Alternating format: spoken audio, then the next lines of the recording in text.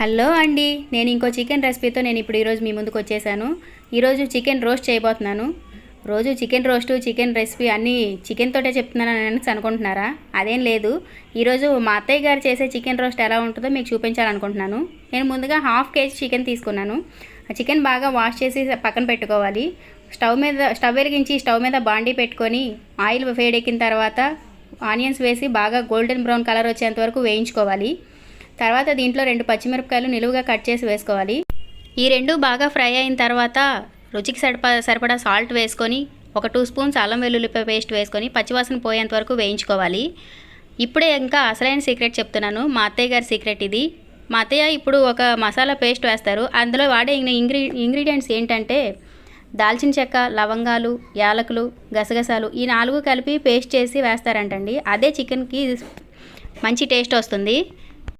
ఈ పేస్ట్ కూడా వేసిన తర్వాత బాగా కలుపుకొని అడుగంటకుండా కలుపుకోవాలండి. ఆ తర్వాత మనం వాష్ చేసి పక్కన పెట్టుకున్న చికెన్ వేసుకోవాలి. ఈ చికెన్ వేసిన తర్వాత బాగా కొంచెం కలిపి మూత పెట్టేసి ఉంచాలి.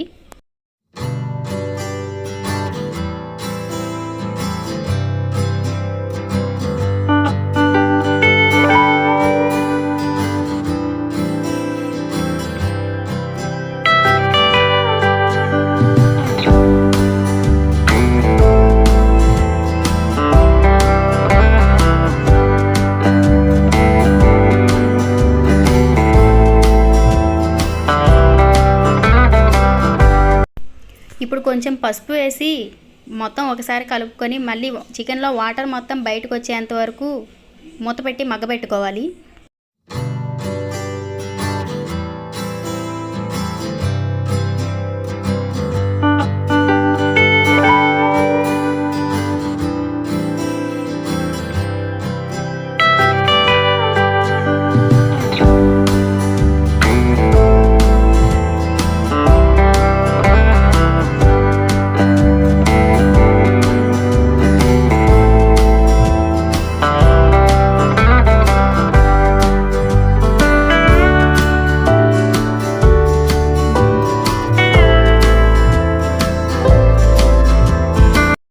ఇప్పుడు కొద్దిగా గరం మసాలా అలాగే కారం వేసి కలుపుకున్న తర్వాత ఒక టమాటా తీసుకొని దాన్ని చిన్న చిన్న ముక్కలుగా కట్ చేసి దీంట్లో వేసుకోవాలి.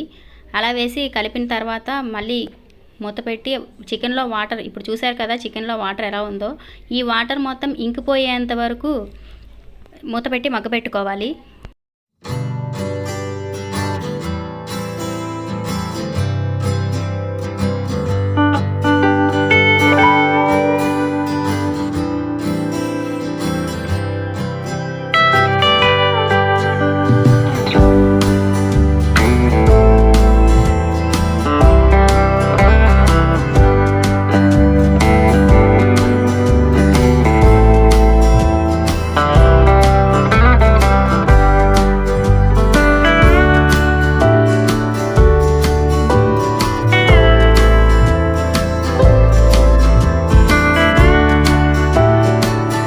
మధ్య మధ్యలో మూత తీసి కలుపుతూ కిందన అడుగున మాడిపోకుండా చూసుకోవాలి.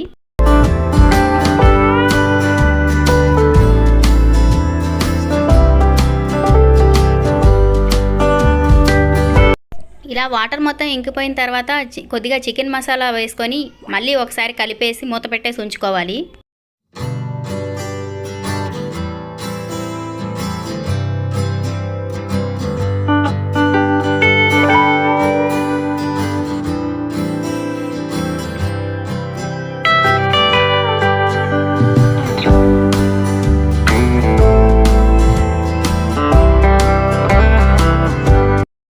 ఇప్పుడు మొత్తం ఒకసారి కలుపుకొని లాస్ట్ అండ్ ఫైనల్గా కొత్తిమీర వేసి ఒకసారి కలిపేసి స్టవ్ ఆఫ్ చేసేయడమేనండి.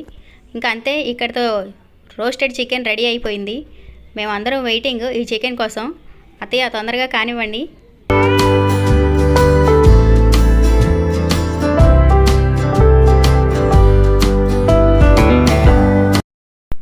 ఇప్పుడు మా నాన్న చేసిన టేస్టీ రోస్టెడ్ చికెన్ రెడీ అయిపోయింది.